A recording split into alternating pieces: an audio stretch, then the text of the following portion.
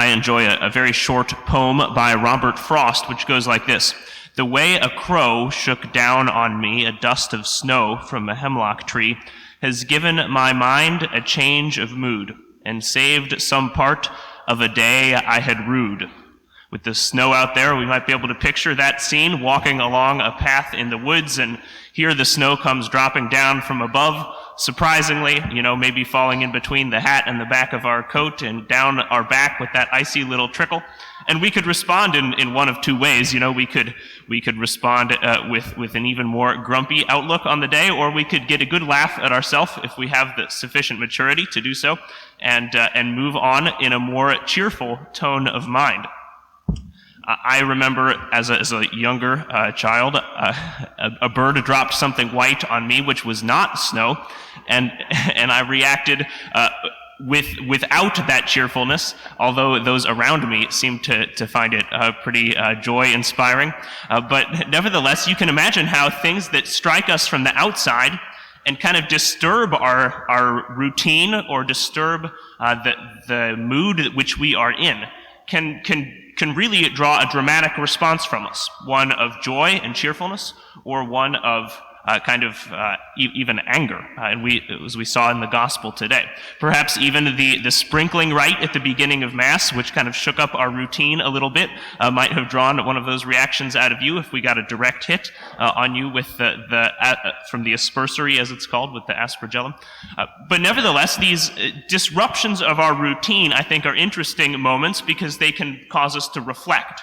And they can reveal our inner habit of mind.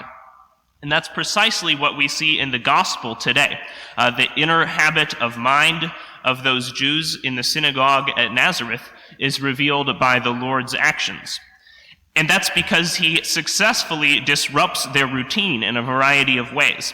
But to understand how he does that, of course, we have to understand what the routine was. So we'd have to do a little bit of reflection on what a synagogue in early first century Israel would have been like.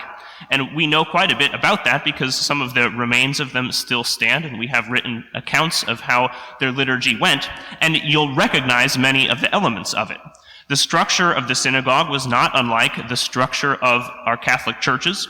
Where our tabernacle currently is, the Torah, the books of Moses, were enthroned because they were viewed as the living presence of the Word of God among his people.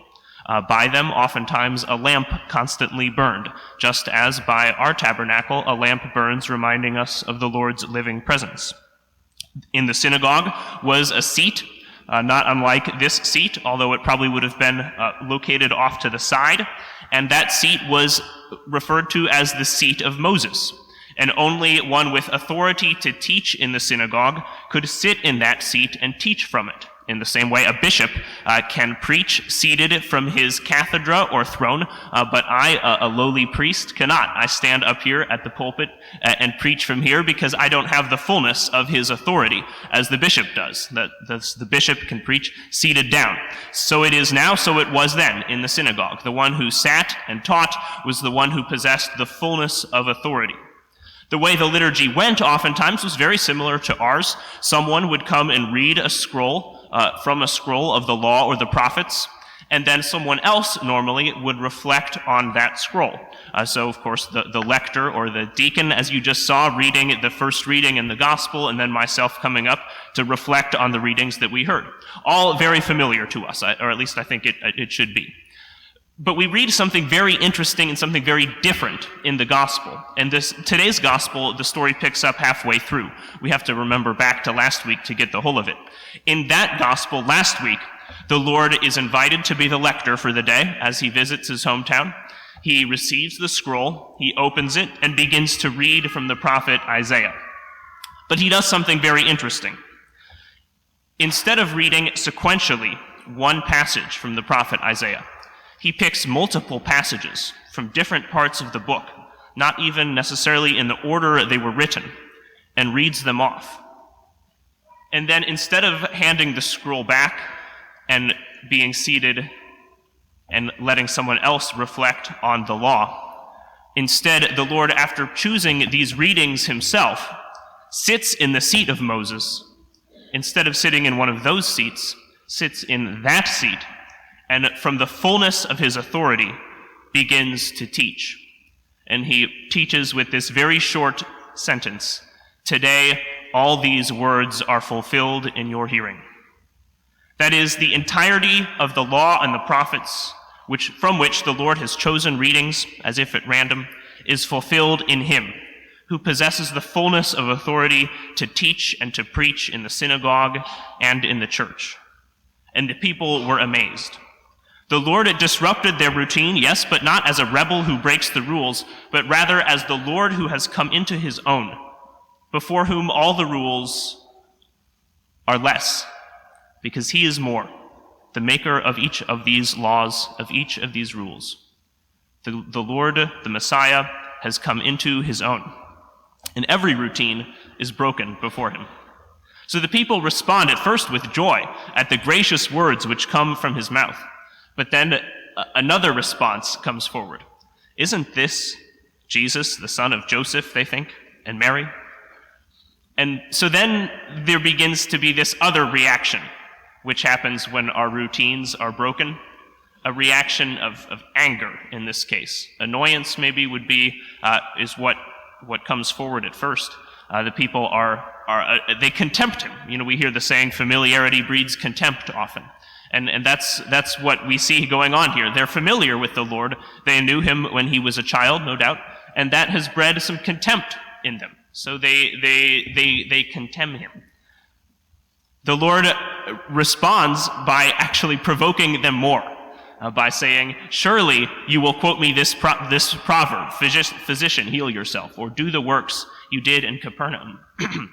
He's accusing them of trying to fit him back into their system, back into their routine, the routine over which they are the masters.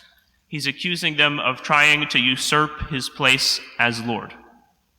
And they respond then not with annoyance, but with anger, trying to drive him off the edge of the brow of the hill on which their town was built, but he passes through the midst of them. So I think this is a very interesting and dramatic anecdote. And it has, I think, some clear lessons for us to reflect upon today. Firstly, we can ponder how we react to routine in our spiritual lives. And of course, this might be most evident at Mass, where the prayers of Mass fall into a routine, which allows us to have some comfort in the worship of God, and that's a wonderful thing. But it also can become rote, and then we lose perhaps the awe of that which we're participating in. And this is a natural thing for each of us. But it helps us from time to time then to reflect on how we might break the routine we've formed in our own minds so that the Lord's grace and mercy can shine through. And to do that, we need to do some examination of each of our consciences, I think. We might ask some questions of ourselves to determine whether we are allowing new things to enter our routine or whether we've kind of closed it off within the boundaries of our own will. I think one of those questions could be, when was the last time you read a serious book about the faith? Those of you who are professionals, you are always doing professional development. You're reading things about your careers, no doubt. Perhaps you even have to go to conferences to continue growing in that, in your profession. It would be a shame if you had stagnated in one place. Each of us are professional Christians. That's our number one occupation in our life through our baptism. And we should be doing some professional development, reading not just perhaps a trite article or something, but maybe even a serious book about the faith, if this is the most important aspect of our lives. Then we allow something new to come in from the outside. Or if you're not the reading type, you could go on our parish website under the Adult Faith Formation link. You can see a link to formed.org. There's a bunch of wonderful informative videos there, which can help the routine you've formed in your mind to be broken by something new. I think many of us, have an 8th grade level Catholic education, which has given us perhaps what we need for a basic understanding of the faith. But we certainly could go beyond that and open ourselves to what is new, to something that breaks in and shatters that small routine of our own will and habits of mind. Another question we could ask ourselves is, how we prepare to receive Holy Communion. If we're part of this routine, perhaps a preparation beforehand would help us to enter more deeply into this great sacrament. A prayer before Mass, a prayer during Mass, something that breaks through simply the rote prayers of the liturgy, some devout prayer of the heart. Or how do we make a thanksgiving afterwards? Do we simply meander out the doors, or do we pause and thank the Lord for the great gift of his body and blood which he has given us? And the last question we could ask ourselves is, when was our last good confession? Because nothing breaks in from the outside like God's mercy through the confessional. In the confessional, we kneel before the cross and are washed in the blood and water which pours from his side. Like the water scattered over us at the beginning of Mass, confession washes away our sins as a second baptism. It breaks through whatever barriers we've made, whatever small walls we've formed to wall ourselves in, to wall off our hearts from God. It breaks through those routines and habits of mind and ushers us back into the life of grace, a life full of joy and light, in which we can hear the Lord's gracious words proclaimed to us as if for the first time. Today, these words, the proclamation of the gospel to the poor, that the blind might see, are fulfilled in our hearing.